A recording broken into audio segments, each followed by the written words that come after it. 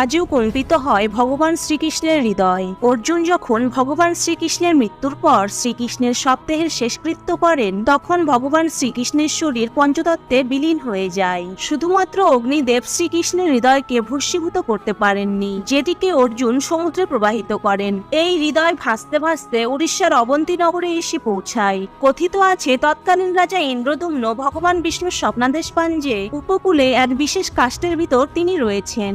রাজা ইন্দ্রদুম্ন সেই স্থানে গিয়ে দেখেন সত্যিই সেখানে এক অদ্ভুত কাঠ ভাসছে এবং কাঠটিকে স্পর্শ করা মাত্র রাজার মধ্যে এক অদ্ভুত শক্তি অনুভূত হয়। বহু কারিগর জগন্নাথ দেবের মূর্তি গড়তে ব্যর্থ হলে অবশেষে দেবশিল্পী বিশ্বকর্মা ছদ্মবেশে এই কাঠ থেকে জগন্নাথ দেব, সুভদ্রা ও বলরামের মূর্তি নির্মাণ করেন এবং কাঠের মধ্যে থাকা শ্রীকৃষ্ণের হৃদয় বা ব্রহ্ম পদার্থটিকে জগন্নাথ দেবের শরীরে স্থাপন করেন। প্রতি 12 বছর পর পর ব্রহ্ম পদার্থটিকে নতুন নির্মিত জগন্নাথ দেবের মূর্তিতে